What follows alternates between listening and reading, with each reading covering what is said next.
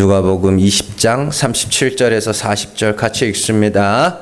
죽은 자가 살아난다는 것은 모세도 가시나무 떨기에 관한 글에서 주를 아브라함의 하나님이요 이삭의 하나님이요 야곱의 하나님이시라 칭하였나니, 하나님은 죽은 자의 하나님이 아니요 살아있는 자의 하나님이시라.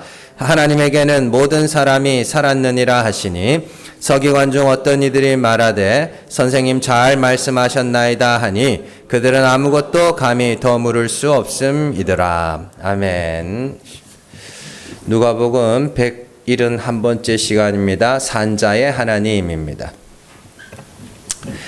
성경에서 살았다, 죽었다 이렇게 나오는데, 이거는 육신의 호흡이 있느냐 없느냐의 기준을 따라서 나누어지는 것이 아닙니다. 성경에서 살았다와 죽었다는 의롭다, 의인과 죄인을 상징하는 단어이고요. 또한 이는 사람의 심판의 기준이 되는 것이기도 합니다. 베드로전서 4장 5절 말씀 같이 읽습니다. 그들이 산자와 죽은 자를 심판하기로 예배하신 이에게 사실대로 고하리라. 아멘. 산자와 죽은 자를 심판. 사도신경에도 나오죠. 산자와 죽은 자를 심판하러 오시리라 이렇게 나오죠. 그러니까 이 심판의 기준은 여기 살았냐 죽었냐 이거든요. 그러니까 베드로는 예수님이 산자와 죽은 자를 심판하실 것이라 하였지만, 예수님은요 영생에 들어가는 자들을 의인이라 하시고 의인이 아닌 자들은 영벌에 들어갈 것이라 말씀을 하십니다. 이 두 말씀을 종합해 보면 산자는 의인이며 그들은 영생에 들어갈 것이고, 죽은 자들은 죄인이며 영벌에 들어갈 것입니다. 또한 우리가 아는 바와 같이 의인은 믿음을 가진 자들을 의인이라 하고 믿음이 없는 자들을 죄인이라 합니다. 자, 마태복음 25장 46절 같이 읽습니다. 그들은 영벌에, 의인들은 영생에 들어가리라 하시니라. 로마서 3장 28절 같이 읽습니다. 그러므로 사람이 의롭다 하심을 얻는 것은 율법의 행위에 있지 않고 믿음으로 되는 줄 우리가 인정하노라. 아멘. 자, 의롭게 되는 건 믿음이 있는 자들이고 그들은 영생에 이르게 됩니다. 믿음이 없는 자들은 영벌에 들어가게 되는 것이죠. 자, 사람이 의롭다 하심을 얻는 것은 믿음으로 말미암아 된다고 했을 때, 믿음이라는 것은 제가 누차 말씀드리지만 예수께서 나타내신 죽은 자를 살리신 하나님을 믿는 겁니다. 그걸 다 줄여서 예수를 믿는다라고 이야기를 하는 거예요. 그러니까 하나님이 죽은 자를 살리시는 분이심을 예수 그리스도로 말미암아 믿는 거기 때문에 그걸 예수를 믿는다라고 확 줄여서 성경에서 기록해 놓고 있는 것이죠. 자, 로마서 4장 17절 말씀 같이 읽습니다. 기록된 바 내가 너를 많은 민족의 조상으로 세웠다 하심과 같으니 그가 믿은 바 하나님은 죽은 자를 살리시며 없는 것을 있는 것으로 부르시는 이시니라. 로마서 4장 23절에서 24절 같이 읽습니다. 그에게 의로 여겨졌다 기록된 것은 아브라함만 위한 것이 아니요 의로 여기심을 받을 우리도 위함이니 곧 예수 우리 주를 죽은 자 가운데서 살리신 이를 믿는 자니라. 아멘. 아브라함이 믿음의 조상이라고 이렇게 이야기하죠. 아브라함이 믿은 하나님은 어떤 분이에요? 죽은 자를 살리시고 없는 것을 있는 것으로 부르죠. 그리고 우리도 어떻게 해요? 예수 우리 주를 죽은 자 가운데서 살리신 이 하나님이 죽은 자를 살리시는 분이심을 믿는 거예요. 아브라함의 믿음을 하나님이 죽은 자를 살리시며 없는 것을 있는 것으로 부르시는 이심을 믿었다라고 하고, 성도들을 향하여 우리도 아브라함과 같이 예수 우리 주를 죽은 자 가운데서 살리신 이를 믿는다라고 이야기를 합니다. 이 말씀을 종합해 보면 산자가 누구며 하나님 앞에서 산자가 누구이며 죽은 자가 누구인지를 알 수 있죠. 산자는 하나님이 죽은 자를 살리시는 분이심을 믿고 죽은 자들을 산자라고 하고 이해가 되죠? 이게 헷갈리면 안 됩니다. 하나님 앞에서 죽은 자들은 어떻게 해요? 내가 살았다 하는 자들이 죽은 자들입니다. 예. 그러니까 이런 것들이 이거 뭐 살고자 하면 죽을 것이요, 뭐 그런 말들이 다 이런 이야기예요. 예. 오늘은 이 내용을 조금 더 구체적으로 분석을 해볼 텐데, 이 내용을 살펴보기 전에 우리가 먼저 알아야 할 내용이 있습니다. 모든 인간의 시작에 관한 내용입니다. 이건 철학적인 이야기는 차치하고 몇몇 철학자들은 그렇게 이야기를 합니다. 인간은 백지 상태로 태어난다. 백지 상태로 태어난다. 근데 그게 이제 영국의 경험주의 철학에서 이렇게 나온 건데 사실은 그렇게 백지 상태로 태어난다고 주장한 철학자가요 별로 없습니다. 그건 이렇게 어리석다고 생각합니다. 고대 동양 철학이든 고대 서양 철학이든 전부 다 인간은 뭔가를 갖고 태어난다고 이야기를 합니다. 근데 그게 뭔지를 몰라서 그렇지. 모든 인간의 시작은요 백지 상태로 태어나지 않습니다. 하나님이 아담에게 선악과를 만들어 놓고 먹을 수밖에 없도록 하셨습니다. 그리고 선악과를 따먹은 아담은 그때로부터 스스로 영생에 이르기 위해서 살아갑니다. 이 말은 모든 인간이 시작이 하나님 앞에서 죽은 자로 시작한다는 겁니다. 그러니까 우리가 애를 탁 낳았어요. 그러면 뭘 낳은 거예요? 하나님 앞에서 죽은 자를 하나 내놓은 겁니다.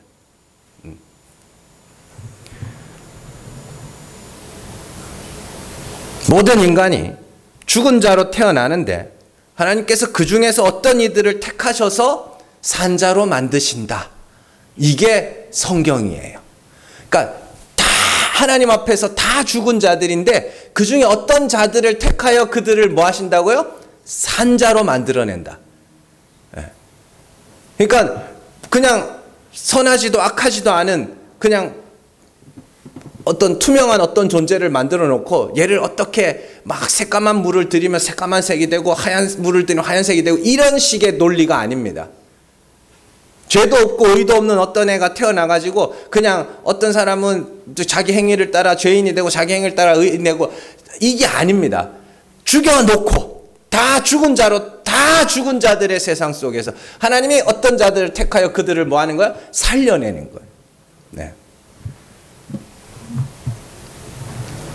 이에 대해서 사도 바울이 잘 설명을 해줍니다. 로마서 6장 14절 말씀 같이 읽습니다. 죄가 너희를 주장하지 못하리니 이는 너희가 법 아래에 있지 아니하고 은혜 아래에 있음이라. 아멘. 사도 바울은 사람을 둘로 나누는데 법 아래에 있는 자와 은혜 아래에 있는 자로 나눕니다. 여기서 법 아래에 있다는 것을 갈라디아서에서는 율법에 갇힌 자라고 이야기를 합니다. 그리고 모든 사람이 다 율법 아래 갇혀 있다라고 이야기를 해요. 이게 모든 인간들이 다 죽은 자로 하나님 앞에서 죽은 자로 출발한다는 겁니다. 그리고 은혜 아래에 있는 자들은 더 이상 법 아래에 있지 않다라고 이야기를 하죠. 갈라디아서 3장 23절에서 25절 말씀 같이 읽습니다. 믿음이 오기 전에 우리는 율법 아래에 매인바 되고 계시될 믿음의 때까지 갇혔느니라. 이같이 율법이 우리를 그리스도께로 인도하는 초등교사가 되어 우리로 하여금 믿음으로 말미암아 의롭다함을 얻게 하려 함이라. 믿음이 온 후로는 우리가 초등교사 아래에 있지 아니하도다. 아멘. 믿음이 오기 전까지 모든 사람이 다 율법 아래에 갇혀 있었습니다. 그런데 믿음이 온 후로 어떤 이들이 법 아래에서 벗어났어요. 은혜 아래로 넘어가게 된 거죠. 그렇다면 믿음이 오기 전과 온 후에는 어떤 차이가 있는가? 믿음이 오기 전에 모든 사람들은 내가 의로워져야 된다. 내가 천국이 있다면 내가 가야 된다. 그래서 이 세상에서는 뭐든지 누가 해야 돼요? 내가 해야 의미가 있는 거죠. 내가 해야 가치가 있는 거고. 그 상태를 법 아래에 갇힌 자라 하며 하나님에 대하여 죽은 자라고 이야기를 합니다. 그래서 진리를 알지 못하는 사람들은 구원의 근거를 끊임없이 인간에게서 찾습니다. 네가 저렇게 살아야 된다. 네가 저렇게 살아야 된다. 뭐 저렇게 살아서 천국 가겠다. 귀신은 뭐 하나 저런 인간 안 잡아가고 이런 걸 이제 저게 지옥이 있다면 저게 1호일 거야. 뭐 이러면서 왜요? 뭘 보고? 그들의 행위를 보고 그러는 거예요. 저 사람은 저 사람 천국 안 가면 누가 가겠어? 뭘 보고요? 그 행위를 보고 그러지 않습니다. 그게 법 아래에 있다는 겁니다. 법 아래에 있다는 겁니다. 그게 하나님 앞에서는 뭐예요? 죽은 자. 그게 죽은 거예요. 사람을 보고 아, 저 사람 착해. 근데 사실은 뭘 보고 착하다 그러냐면요, 나한테 잘해주면 착하다 그래요. 진짜로요. 그러니까 제가 여러분들도 보면 이렇게 저를 보면 우리 목사님 참 좋은 목사님. 그 집에 가면 나쁜 남편일 수도 있다니까요. 그렇다고 그렇지는 않습니다. 근데 그러니까 인간들이 얼마나 교만하냐면 그런 것들이 다 법 아래에 있는 거예요. 그 사람의 행위를 보고 아, 저 사람이 천국 안 가면 누가 가겠어? 저 사람이 지옥 안 가면 누가 가겠어? 뭘 보고요? 결국엔 다 사람의 행위를 보고 그렇게 이야기를 한단 말이죠. 그게 법 아래에 있는 자들이며 그걸 뭐라 그래요? 하나님에 대하여 죽은 자들. 그걸 초등교사 아래에 있는 자, 법 아래에 있는 자, 하나님 앞에 죽은 자라 말합니다. 그런데 믿음이 온 후로는 어떤 특별한 일이 생겨남으로 말미암아 법 아래에서 은혜 아래로, 초등교사 아래에서 벗어나게, 그리스도에게로 넘어가게 되는 일이 일어나게 되죠. 그렇다면 믿음이 오면 어떤 일이 생겨나기에 법 아래에서 은혜 아래로 이동하게 되는가? 믿음이 뭐예요? 하나님이 죽은 자를 살리시는 분이심을 믿는 거죠. 하나님이 죽은 자를 살리시는 분이심을 믿게 됐어요. 그러자 사람들이 뭘 하게 돼요? 죽게 됩니다. 율법에 대하여 죽게 됩니다. 그 전까지는 율법의 계명들을 착실하게 잘 지켜서 그 행위의 유무에 따라서 내가 어떻게 해요? 많고 적음에 따라서 의로움과 죄인됨이 나눠졌다면 이제는 뭐 하게 되면 그 율법이 나를 죽이는 도구가 됩니다. 내 죄가 드러나기 시작하고 그 앞에서, 율법 앞에서 점점 작아지게 되고 낮아지게 되고, 그래서 아이고야, 이거는 하나님이 불쌍히 여겨주시지 않으면 구원받을 수 없구나가 되면 그걸 법 아래에서 벗어났다. 법에서 은혜 아래로, 초등교사에게서 그리스도에게로 갔다라고 이야기를 하는 겁니다. 그러니까 여러분들이 이거를 잘 아셔야 되는데, 그러니까 자꾸만 내가 다른 사람들의 행위를 보고 자꾸 저 사람 판단하고 좋다 싫다예요. 사실은 정확하게 말하면. 그러니까 이게 예수님도 말씀하시잖아요. 예, 아니요, 아니요 하라는 말이 그게 뭐 복잡한 어려운 말이 아니에요. 좋으면 누가 좋은 거예요? 좋은 거고, 싫으면 내가 싫은 거죠. 그걸 가지고 율법적으로 판단해. 예수 믿는 사람이 그러면 되겠냐? 그런 말을 하라는 게 아니에요. 좋으면 좋다 그래. 네가 좋다 그래. 네가 좋은 거잖아. 누군가의 범죄는 누군가에게는 이익이 될 수도 있는 거예요. 사실은.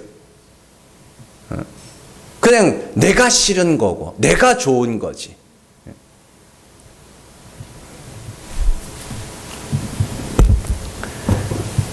하나님이 죽은 자를 살리시는 분이심을 알게 되자 율법이 내가 열심히 지켜 의롭게 되어야 하는 법이 아니라 나의 죄를 알게 하고 예수 그리스도로 말미암아 죄사함을 받아야 하는 죄인임을 알게 하는 도구가 되어버리는 거예요. 그래서 바울은 율법을 그리스도에게로 인도하는 초등교사라 하며, 또한 로마서에 가면 내 죄를 드러내어 나를 죽이는 율법은 선하고 거룩하고 좋은 것이라고 이야기를 합니다. 잘 보세요. 자, 로마서 7장 9절에서 13절 말씀 같이 읽습니다. 전에 율법을 깨닫지 못했을 때에는 내가 살았더니 계명이 이름에 죄는 살아나고 나는 죽었도다. 생명에 이르게 할 그 계명이 내게 대하여 도리어 사망에 이르게 하는 것이 되었도다. 제가 기회를 타서 계명으로 말미암아 나를 속이고 그것으로 나를 죽였는지라. 이로보건대 율법은 거룩하고 계명도 거룩하고 의로우며 선하도다. 그런즉 선한 것이 내게 사망이 되었느냐? 그럴 수 없느니라. 오직 죄가 죄로 드러나기 위하여 선한 그것으로 말미암아 나를 죽게 만들었으니 이는 계명으로 말미암아 죄로 심히 죄되게 하려 함이라. 아멘. 그러니까 율법이 내 죄를 드러내요. 나를 죽여요. 그래서 하나님이 불쌍히 여겨주셔야 되는 거구나라고 우리를 그렇게 끌고 가요. 그러면 그 계명이 선하고 거룩하고 아름다운 거예요. 13절에서도 마찬가지죠. 선한 것이 내게 사망. 선한 것 뭐예요? 앞에 선한 걸 율법이에요. 율법이 내게 사망, 영원한 지옥으로 떨어뜨리는 것이 되겠느냐? 아니다. 죄가 죄로 드러나기 위하여 선한 그것으로 말미암아 나를 뭐 했다고요? 죽게 만들었다. 이는 계명으로 말미암아 죄로 심히 죄되게 하려면, 그래야 내가 뭐예요? 하나님의 긍휼하심을 부를 수 있게 되는 것이죠. 그게 은혜 아래 있는 자들입니다.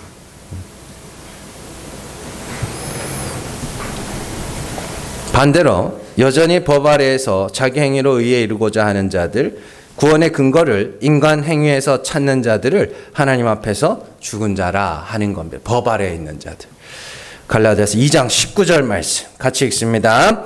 내가 율법으로 말미암아 율법에 대하여 죽었나니 이는 하나님에 대하여 살려 함이라. 아멘.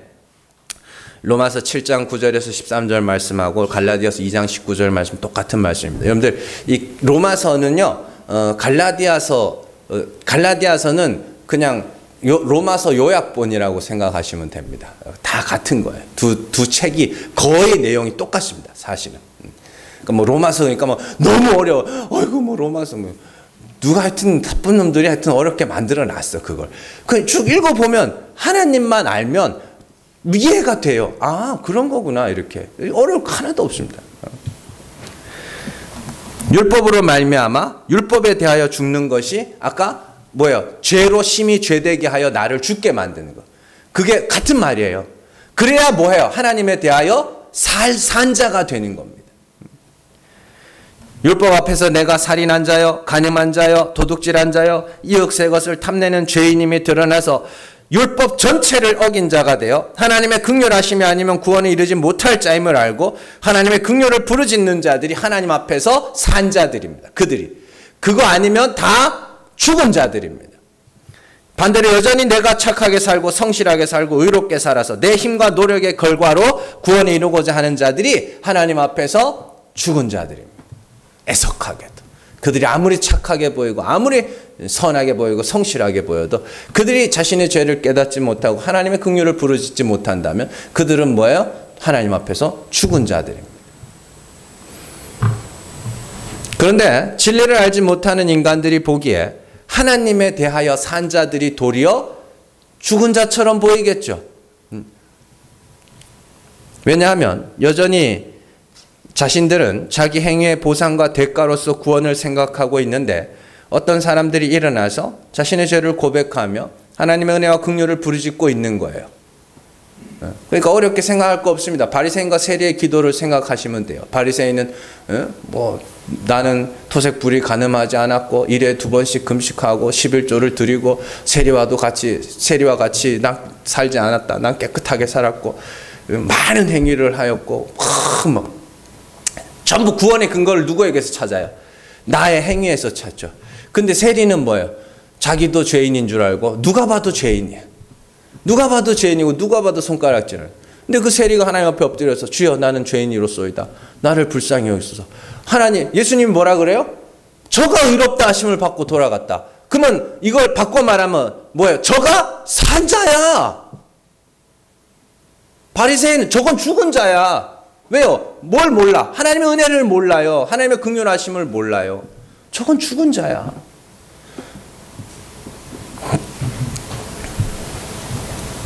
사람들이 보기에는 누가 산 자 같아요? 바리새인들이 산 자 같죠. 그러니까 그들을 칭송하고 잔치집에 높은 자리에 앉고 상석에 앉히고 사람들이 존경하고 무난하고 막 그러지 않습니까?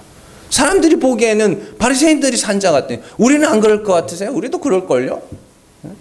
여러분들이 막 진짜 막 이렇게 마음을 들여다보는 눈이 있어가지고 제 마음을 들여다봤다면 교회 아무도 안 나올걸요?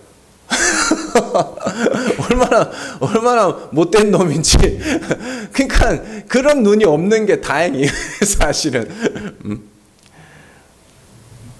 그렇습니다. 누가 산 자인지를 아셔야 돼요. 자신의 죄로 말미암아서 하나님의 긍휼을 부르짖는 자들이 산 자들이고 여러분들 눈에 산 자처럼 보이는 그들이 죽은 자일 수도 있습니다. 고린도서 6장 9절 말씀 같이 읽습니다. 무명한 자 같으나 유명한 자여 죽은 자 같으나 보라 우리가 살아있고 징계를 받는 자 같으나 죽임을 당하지 아니하고. 아멘. 무명한 자 같으나 유명한 자가 뭐예요?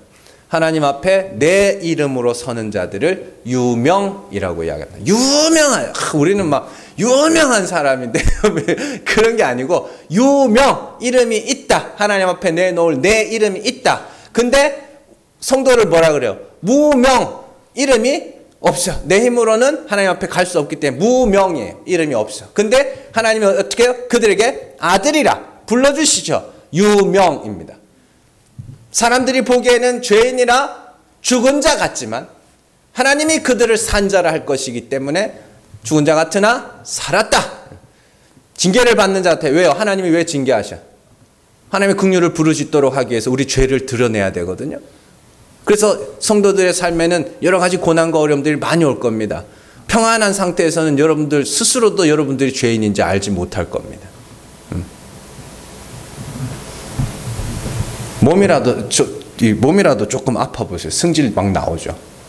저는 전에도 말씀드렸지만 배고프면 승질이 막 부글부글 끓습니다. 이게 왜 그런지 모르겠어요. 근데 이게 좀 선천적인 거라 그러더라고요. 근데 아까 전에도 오늘 저희 아들이 아침에 이제 식사를 배달을 합니다. 앉아 있는데 안 오는 거예요. 부글부글 하는데 마침 그때 딱 들어가서 이제 불 끄는 거 먹으면서 불 끄는 거 그랬는데 그런 거예요. 그런 상황들이 여러 가지 고난들과 여러 가지 환경들과 상황들, 여건들이 막 여러분들에게 막 주어지면요, 여러분들 안에 있던 죄들이 막 솟아 나오기 시작합니다. 뭐 하라고요? 뭐 하라고요? 회개하라고. 너 죄인 맞다고. 죄인 아닌 척 하지 말라고. 그래서 징계를 받는 자 같으나 뭐요? 죽임을 당하지 않은 댕강 이게 아니라 하나님 앞에서 산자가 되는 거기 때문에 징계를 받는 이렇게 되는 겁니다. 이것이 우리의 현실입니다. 죄가 드러나서 사람들이 보기에는 구원받지 못할 자처럼 보일 수도 있지만 그 죄로 말미암아 내가 죽고 하나님의 긍휼하심을 부르짖는 자들은 하나님이 반드시 살리실 거기 때문에 반드시 죽으면 반드시 살릴 거기 때문에 죽은 자 같지만 뭐예요? 산자라 부르는 겁니다. 그래서 이 로마서나 에베소서나 이런 갈라디아서나 이런 데 보면요, 막 시제가 엉켜요. 어떤 데서는 너희가 지금 죽었다라고도 하고 어떤 데서는 살았다라고도 하고 앞으로 살아날 거라고도 하고. 그 왜냐하면은 하나님은 반드시 그렇게 행하시는 분이기 때문에 죽으면 뭐 하는 거예요? 살리실 거기 때문에 이미 살았다라고 말하는 것도 있고 앞으로 살아날 거기 때문에 살릴 거다 뭐 이런 말들 나오기도 하고 그러는 겁니다. 반드시 그렇게 되기 때문에. 예수님이 성도들에게 비판하지 말라고 헤아리지 말라고 하신 이유도 거기에 있죠. 자, 마태복음 7장 1절에서 2절 말씀 같이 읽습니다.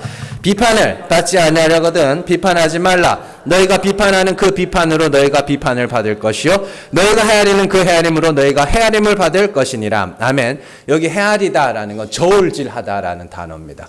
그러니까 이걸 보통 어떻게 번역을 하냐면 비판받기 싫거든 비판하지 마라. 그럼 네가 다른 사람 비판하면 다른 사람도 네를 비판한다. 이렇게 이야기를 하는데 성경은 항상 삼자 구도로 읽어야 됩니다. 사람과 사람 사이의 관계가 아니라 사람과 사람이 있으면 하나님도 거기에 있어요. 그러니까 여기서 말하는 비판이라는 건 율법을 가지고 다른 사람들의 행위를 판단하는 걸 비판이라고 합니다.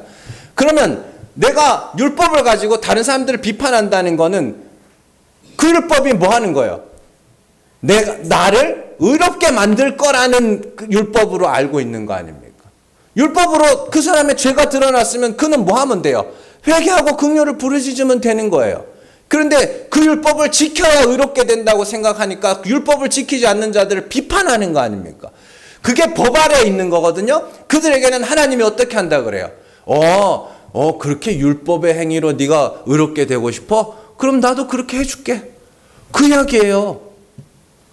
비판을 받지 않으려거든. 누구로부터? 하나님으로부터 율법으로 판단받고 싫거든 뭐 하지 말라고요? 비판하지 마. 네가 율법에 대해 죽었다며. 율법으로 죄를 알고 그 죄로 말미암아 죽었다며. 왜 그걸 가지고 다른 사람들을 비판해? 헤아림도 마찬가지. 헤아림 저울질입니다. 사람들의 저울 위에 사람을 올려놓고 그 사람의 행위를 달아보는 겁니다. 저 사람은 100점짜리 인간이네. 70점짜리 인간이네. 뭘 봐서요? 결국에 그 사람의 행위를 봐서 그렇게 하는 거죠. 그래? 그러면 하나님도 너를 똑같은 저울에 올려두실 거예요. 그런 이야기입니다. 그러니까 뭐 해야 돼요? 우리는 반드시 율법을 통해서 내 죄를 알고 그 죄로 율법에 대하여 죽어야 됩니다. 하나님의 긍휼하심만을 바라는 자, 죽어야 되는 것이죠. 이것이 바로 하나님 앞에서 산 자들의 모습이라는 것입니다. 잘 기억하셔야 됩니다. 오늘 말씀에서 예수님이 말씀하시고자 하신 것이 바로 이런 내용입니다.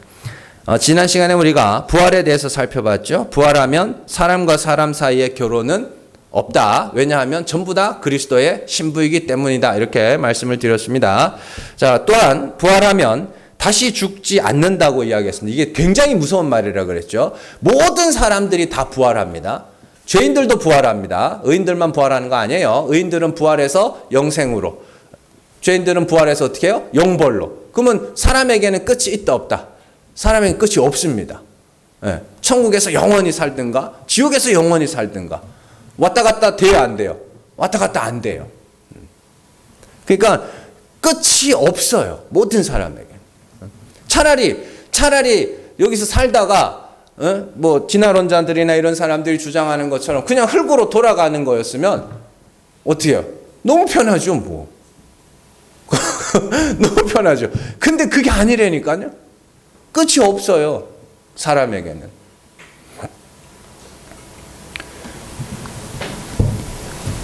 그리고 부활의 자녀들은 이 땅에서 예수님께서 부활의 자녀라고 부르는 이유는 어떻게 해요? 그들이 무덤에 묻히고 나서 부활해가지고 하나님 심판대 올라가기 전에 이미 부활한 자냐. 첫째 부활을 경험한 자라고. 이런 말씀을 하신 후에 예수님은 하나님은 죽은 자의 하나님이 아니라 살아있는 자들의 하나님이라 말씀하십니다. 여기서 살아있는 자가 아니라 산자의 하나님. 개역 한글에서는 산자의 하나님 되는데 그게 맞아요. 그게 번역이 맞아요. 산자의 하나님. 그런데 산자의 하나님이라 하시면서 이상한 말씀을 하셔요. 37절에 인용하신 말씀을 잘 보세요. 37절 말씀을 한번 보시면 이렇게 돼 있죠. 죽은 자가 살아난다는 것은 모세도 가시나무 떨기에 관한 글에서 주를 아브라함의 하나님이며 이삭의 하나님이며 야곱의 하나님이라 칭하였으니 이렇게 되어 있습니다. 자, 이 말씀은요. 모세가 광야에서 하나님을 만났을 때 하나님이 모세에게 하신 말씀이에요. 출애굽기 3장 5절에서 6절 말씀 같이 읽습니다. 하나님이 이르시되 이리로 가까이 오지 말라. 내가 선 곳은 거룩한 땅이니 내 발에서 신을 벗으라. 또 이르시되 나는 내 조상의 하나님이니 아브라함의 하나님, 이삭의 하나님, 야곱의 하나님이니라. 모세가 하나님 배웠기를 두려워하여 얼굴을 가리매. 아멘. 광야에서 모세를 만났을 때 하나님은 자신을 소개하기를 아브라함의 하나님, 이삭의 하나님, 야곱의 하나님이라 말씀하셨습니다. 예수님이 이 말씀을 인용하시면서 하나님은 산자의 하나님이다 이렇게 말씀을 하셔요. 그렇다면 모세가 하나님을 만났을 때 아브라함과 이삭과 야곱이 이 땅에 존재하고 있었어요? 없었어요? 없었어요. 그들은 묘실에 있었습니다. 자, 그럼에도 불구하고 하나님은 아브라함과 이삭과 야곱의 하나님이라고 이야기를 합니다. 그리고 예수님은 하나님은 죽은 자의 하나님이 아니라 산자의 하나님이라고 그랬습니다. 그러면 아브라함과 이삭과 야곱이 이 땅에서는 죽어서 무덤에 묻힌 자지만 하나님 앞에서는 그들이 뭐 하는 거예요? 산자라는 이야기입니다. 그래서 부활이 있다는 걸 설명하기 위해서 그걸 끌어다가 사용하시는 거거든요. 그러나 그게 전부는 아닙니다. 그 내용이 전부는 아니에요. 더 깊은 내용이 있습니다. 자, 아브라함과 이삭과 야곱은 하나님 앞에서 산자입니다. 자, 그들은 왜 산자예요? 네? 누가 산자라 그랬어요? 믿음이 있는 자, 하나님이 죽은 자를 살리시는 분이심을 믿는 자가 산자라 그랬죠. 그러면 그들 믿으면 뭐 해야 돼요? 하나님이 죽은 자를 살리시는 분이심을 믿으면 뭐 해야 돼요?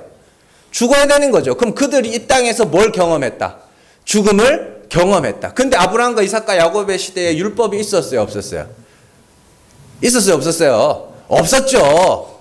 율법은 그 뒤로부터 400년 뒤에 모세 때 주어진 거 아닙니까? 그러면 하나님이 어떻게 죽은 자를 살리시는 분이심을 그들이 알 수 있었을까요?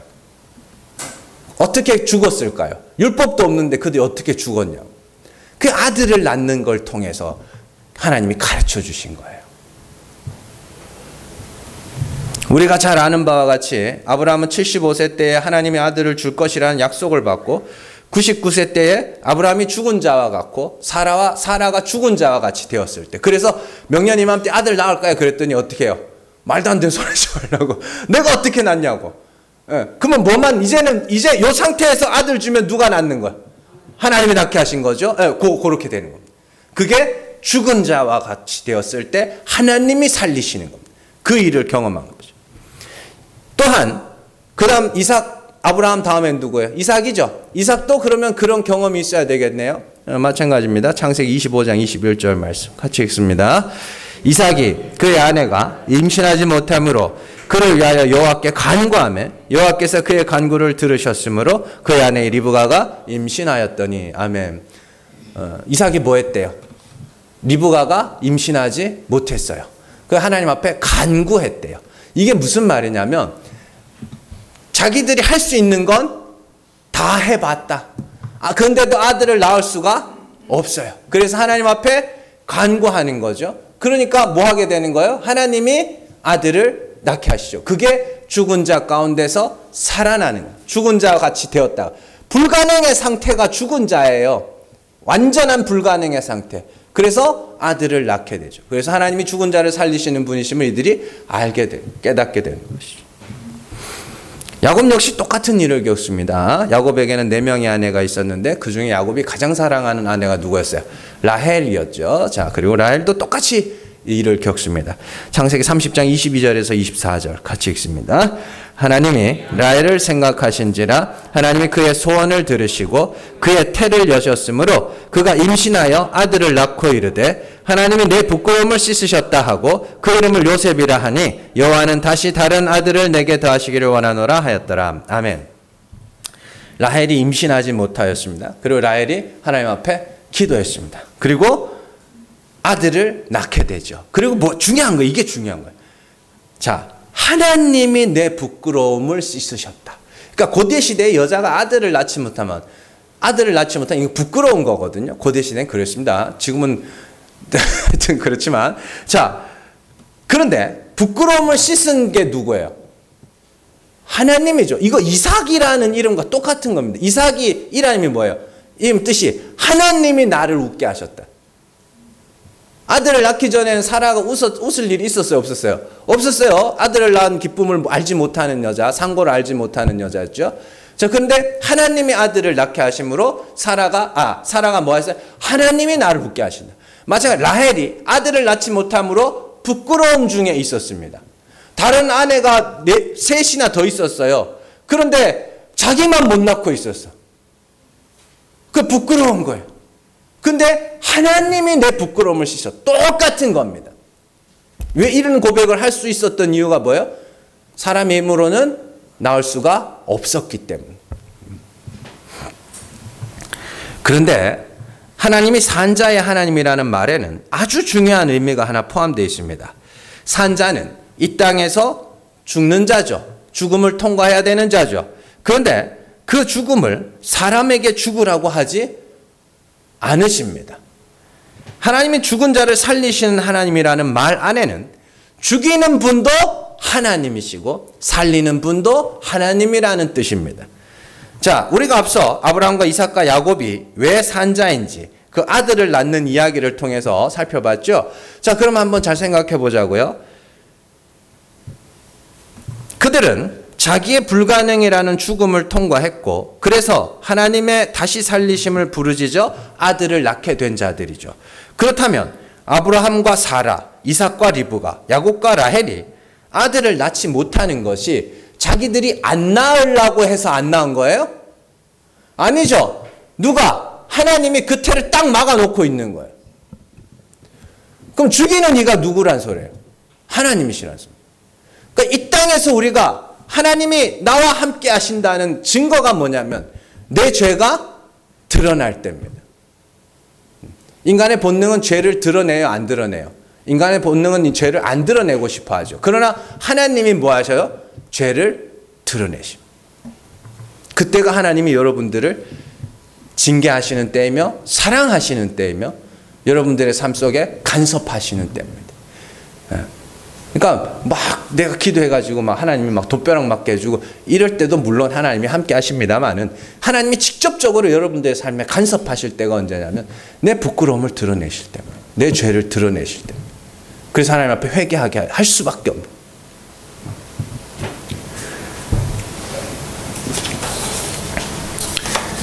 우리 마음에 있는 죄악들을 드러내시는 분이 하나님이시며 그 죄로 말미암아 회개할 수밖에 없게 하시는 분도 하나님이시고 하나님의 긍휼을 부르짖을 수밖에 없도록 만드시는 분도 하나님이십니다. 그러니까 성도들의 삶에 일어나는 모든 일들이 합력하여 선을 이룬다는 것은 구원받은 모든 자들에게 일어나는 일들을 하나님이 그들을 하나님 앞에서 산자로 만들기 위한 일이다 라는 뜻이죠. 그러니까 내가 믿음을 갖고 있다면 지나간 인생들을 후회하지 말고 앞으로 올 일들을 염려하지 말라 이런 이야기들을 하는 겁니다. 왜냐하면 지나간 삶을 통해서 내가 죄인임을 알았고 그래서 하나님의 이름을 부르짖게 되었다면 그 중에 나쁜 게 뭐 있어요? 없어요. 남은 인생도 하나님이 이끌어 가셔서 결국에는 하나님의 은혜만 찬송할 자로 만들어내실 것이기 때문에 그거에 대해서도 염려하지 말아라. 그럼 중요한 건 뭐예요? 오늘. 그러니까 오늘 감사하시고 오늘 찬송하시고 하시라고요. 뭐 내일 해야지. 뭐 다이어트 하는 거예요? 다이어트는 항상 내일부터 하는 거잖아요. 그죠? 끝으로 우리가 계시록에서 이걸 어떻게 설명하는지 아주 재밌게 설명을 해주거든요.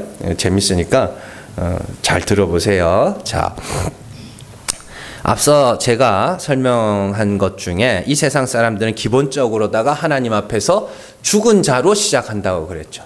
그러면 죽은 자들이 모여 사는 세상을 뭐라고 불러요? 무덤이라고 부릅니다. 이 세상이 무덤이에요. 왜냐하면 하나님 앞에서 다 죽은 자들이니까. 그리고 그걸 다른 말로 바다라고도 합니다. 그런데요, 계시록에 보면 이 무덤과 바다에서 굉장히 재미있는 일이 생기거든요. 자, 계시록 20장 13절에서 15절 말씀 같이 읽습니다. 바다가 그 가운데에서 죽은 자들을 내주고 또 사망과 음부도 그 가운데에서 죽은 자들을 내주매 각 사람이 자기의 행위대로 심판을 받고 사망과 음부도 불못에 던져지니 이것은 둘째 사망 곧 불못이라 누구든지 생명책에 기록되지 못한 자는 불못에 던져지더라. 아멘. 생명책에 기록되는 게 뭔지를 이걸 보면 알 수 있어요. 잘 보세요. 바다, 사망과 음부 같은 겁니다. 그러니까 바다, 음부, 그러니까 무덤이에요. 그냥 이 세상이 다 하나님이 보시기에는 이 세상이 다 뭐예요? 무덤이에요. 예. 스스로 의롭게 되겠다고 하는 이 세상 전체가 다 뭐냐면 무덤이에요. 그리고 이걸 바다라고 합니다. 그런데 잘 보시면 바다가 무슨 일을 해요? 그 가운데에서 죽은 자들, 바다 속에서 죽은 자들을 내줘요. 그렇죠? 그리고 사망과 음부, 무덤도 그 가운데에서 죽은 자들을 내줍니다. 자, 그리고 나서 바다와 사망과 음부가 어디에 던져지냐면 14절 사망과 음부도 불못에 던져지니 둘째 사망 곧 불못이라 이렇게 되는 겁니다. 그러면 누가 남았어요? 누가 남았어요? 아무도 안 남았어요? 아니잖아요. 바다가 내준 죽은 자, 그죠? 사망과 음부가 내준 죽은 자, 그들만 남았죠. 나머지는 전부 다 뭐 하는 거예요? 불못, 둘째 사망으로 던져지게 되는 거예요. 그러면 누가 생명책에 기록된 자예요? 바다가 내준 죽은 자, 예? 사망과 음부가 내준 죽은 자, 그들이 생명책에 기록된 자들이에요. 잘 보셔야 돼요. 이거 중요한 겁니다. 근데 이건 제 이야기뿐만이 아니에요. 또 나와요. 자, 20장, 계시록 20장 5절에서 7절 말씀 같이 읽습니다. 또 내가 보좌들을 보니 거기 앉은 자들이 있어 심판하는 권세를 받았더라. 또 내가 보니 예수를 증언함과 하나님의 말씀 때문에 목배임을 당한 자들의 영혼들과 또 또 짐승과 그의 우상에게 경배하지 아니하고 그들의 이마와 손에 그의 표를 받지 아니한 자들이 살아서 그리스도와 더불어 1000년 동안 왕노릇하니 그 나머지 죽은 자들은 1000년이 차기까지 살지 못하더라. 이는 첫째 부활이라. 이 첫째 부활에 참여하는 자들은 복이 있고 거룩하도다. 둘째 사망이 그들을 다스리는 권세가 없고 도리어 그들이 하나님과 그리스도의 제사장이 되어 1000년 동안 그리스도와 더불어 왕노릇하리라. 아멘. 잘 보세요. 여기 둘째 사망이 다스리는 권세가 없다. 둘째 사망의 해를 받지 않는 자들이 있어요. 그들이 첫째 부활에 참여한 자들이죠. 그 첫째 부활에 참여한 자들을 뭐라 그래요? 5절 말씀. 예수를 증언함이 아닙니다. 예수의 증언이에요. 원어대로 해석해야 됩니다. 예수의 증언이에요. 예수님 뭐 증언하셨는데? 하나님이 죽은 자를 살리시는 분이심을 증언했죠. 예수님이. 아시죠? 예수님은 하나님을 나타내기 위해서 오셨습니다. 그리고 하나님이 죽은 자를 살리시는 분이심을 자신의 죽음과 부활을 통하여 증명하셨죠. 그래서 예수의 증언과 하나님의 말씀 뭐예요? 하나님을 아는 지식. 그것 때문에 목배임을 당한 자 누구예요? 성도들, 죽은 자들. 하나님이 죽은 자를 살리시는 분이어서 예수께서 하나님의 아들이 하나님이 죽은 자를 살리시는 분이심을 증언하셨네. 그러면 나도 뭐 해야죠? 죽어야지. 그래서 목배임을 당하는 거예요. 이거 전도하다가 순교당하는 이야기 아닙니다. 성도가 뭐 하는 거예요? 목배임을 당하는 거예요. 그러면 그 머리에는 뭐가 돼? 교회 머리는 누구? 예수 그리스도. 목 잘리는 거예요. 그게. 난 예수 아니면 죽습니다. 그게 목배임을 당하는 거라고요. 그리고 짐승과 그의 우상에게 경배하지 아니하고 그들의 이마와 손에 그의 표를 받지 아니한 자들. 그의 표가 뭐였어요? 사람의 수, 짐승의 수. 뭐예요? 자기 이름. 그런데 하늘의 14만 4천의 이마에는 누구의 이름이 있었어요? 하나님과 어린 양의 이름이 있었죠. 그 이야기예요. 그들이 뭐예요? 첫째 부활 경험한 자, 죽은 자. 이 땅에서 율법에 대하여, 율법으로 말미암아 율법에 대하여 죽은 자, 회개한 자, 하나님의 긍휼하심만을 바라는 자. 그 자들이 둘째 사망의 해를 받지 않는 생명책에 기록된 자들. 그러니까 철저하게 회개하고 하나님 앞에서 다시는 그렇게 안 하겠습니다가 아니에요. 그 다짐한다고 그게 되는 게 아니라고요. 진짜로 한번 해보셔야 돼. 근데 진짜 해보셔야 돼. 이런 것들. 다시는 내가 하나님 죄 짓지 않겠습니다. 해보셔야 돼. 했더니 어떻게 돼요? 하루 가요? 그런 걸 보고 무너지면서 정말로 하나님 나는 불쌍히 여겨주셔야 겨우 구원받을 자입니다. 이게 생명책에 기록된 자들의 삶에 일어나는 일들입니다. 그리고 그들이 어떻게 살아간다 그래요?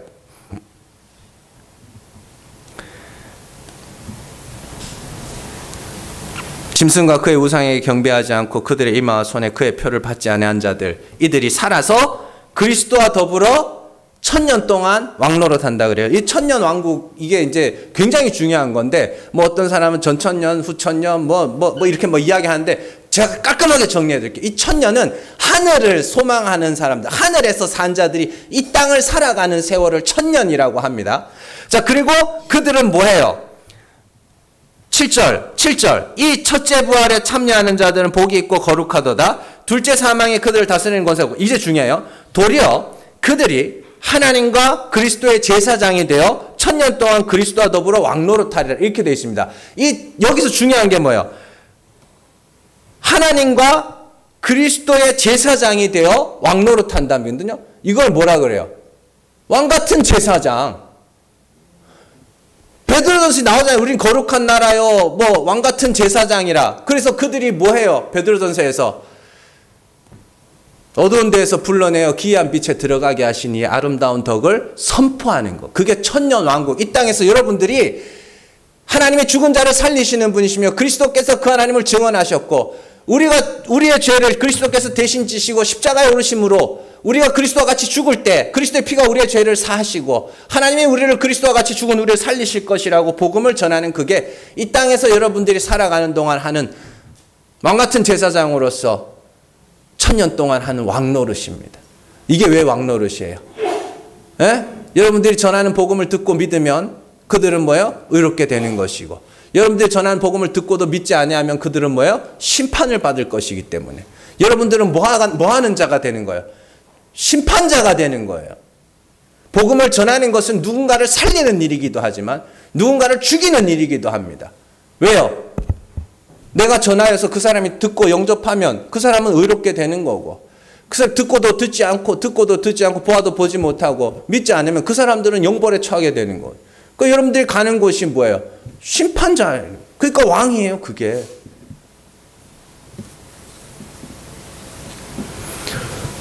그래서 성경은 딱 두 가지 말합니다. 안으로는 내 죄와 허물들을 알고 그리스도와 같이 죽어서 하나님의 긍휼을 구하고, 밖으로는 다른 사람들에게 하나님이 죽은 자를 살리시는 분이심을 선포하며 살아요. 그거 두 가지입니다. 여러분들에게 주신 사명이 결코 가볍지 않고 우리에게 주신 은혜가 결코 작지 않습니다. 잘 기억하시고 1000년 동안 이 땅을 살아가는 오늘 하루가 1000년이라 생각하시고 많은 사람들에게 복음을 증거하며 하나님의 아름다운 덕을 선포하시면서 살아가는 왕같은 제사장들 되시기를 주님의 이름으로 축원합니다. 기도하겠습니다.